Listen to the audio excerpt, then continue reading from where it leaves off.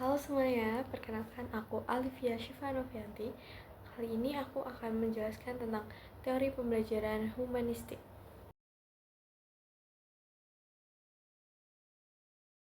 Sebelum itu, aku akan menjelaskan tentang beberapa pengertian teori belajar humanistik menurut para ahli.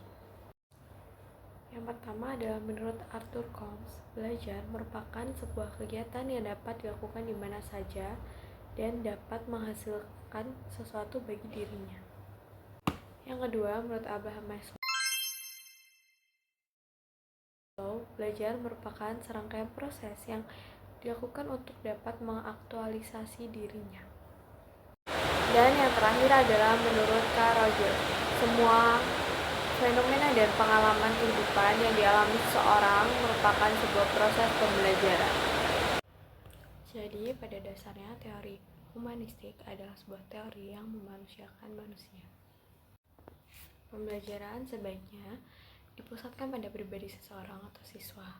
Teori ini menekankan bahwa pendidikan yang berfokus pada bagaimana menghasilkan sesuatu yang efektif, bagaimana belajar bisa meningkatkan kreativitas, dan memanfaatkan potensi yang ada pada seseorang. Teori humanistik muncul sebagai bentuk perlawanan dari teori sebelumnya, yaitu teori behavioristik yang dianggap terlalu kaku, pasif, dan mengekang siswa. Kemudian, tujuan dari teori humanistik adalah memanusiakan manusia sehingga seorang individu dapat lebih mudah dalam memahami dirinya dan juga lingkungannya untuk mencapai aktualisasi diri.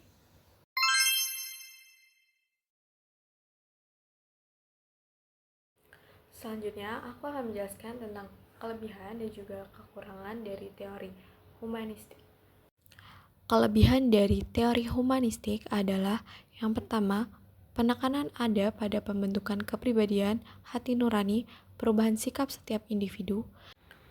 Teori ini membantu peserta didik berkembang secara utuh, bukan hanya dari sisi pengetahuan, tetapi juga dari moral dan emosional. Yang kedua, menumbuhkan minat seseorang untuk terus belajar. Karena proses belajar berpusat pada individu, siswa akan merasa lebih dihargai dan termotivasi untuk terus belajar. Yang ketiga, membuat seorang individu memiliki pengalaman yang berarti. Teori belajar humanistik ini memberikan kesempatan pada peserta didik untuk berekspresi dan mengembangkan potensi dirinya secara optimal. Yang keempat, menumbuhkan kreativitas individu. Teori belajar humanistik ini memberikan kesempatan pada peserta didik untuk berekspresi dan mengembangkan potensi dirinya secara optimal. Yang kelima, mengubah sikap dan pola pikir individu. Pembelajaran membantu siswa memahami dirinya sendiri dan lingkungannya secara lebih baik. Dan yang terakhir, semakin lama waktu yang dilalui, seseorang pembelajar bisa mencapai aktualisasi dirinya dengan baik. Semakin lama proses belajar berlangsung, individu dapat mengenal dan mengembangkan potensi terbaik dirinya hingga mencapai aktualisasi diri atau puncak perkembangan pribadi. Kemudian kekurangan dari teori humanistik adalah yang pertama, proses belajar bisa saja mengalami kegagalan jika tidak ada kesungguhan dari setiap individu. Yang kedua, karena teori ini menekankan tanggung jawab pada diri sendiri.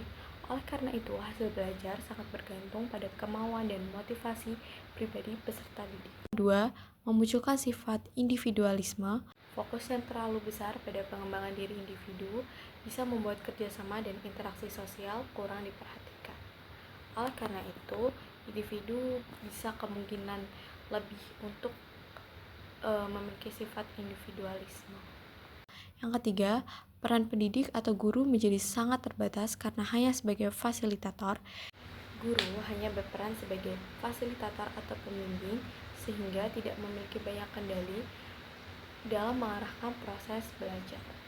Yang keempat, memicu kesenjangan keberhasilan setiap individu, terlebih jika individu tersebut memiliki kesulitan untuk menggali potensi dirinya.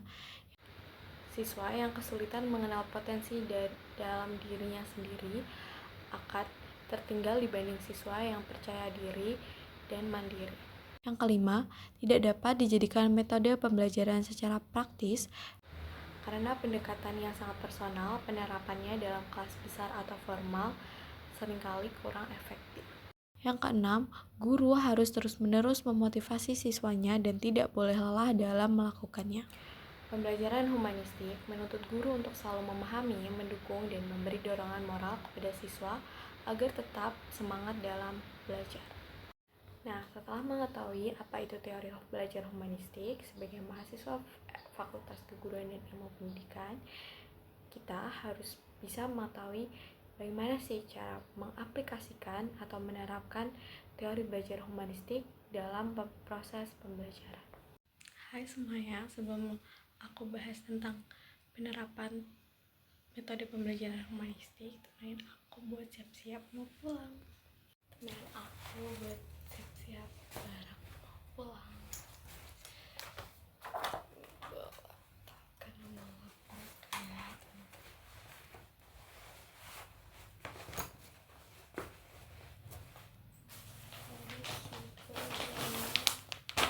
HPS buat laptop.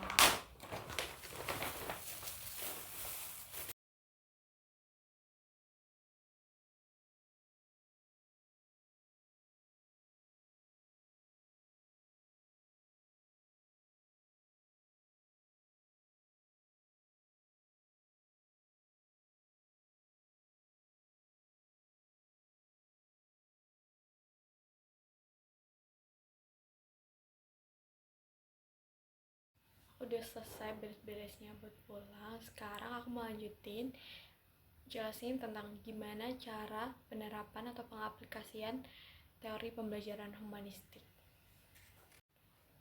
Penerapan metode pembelajaran humanistik yang pertama adalah dengan memperhatikan dan memberikan motivasi belajar kepada peserta didik.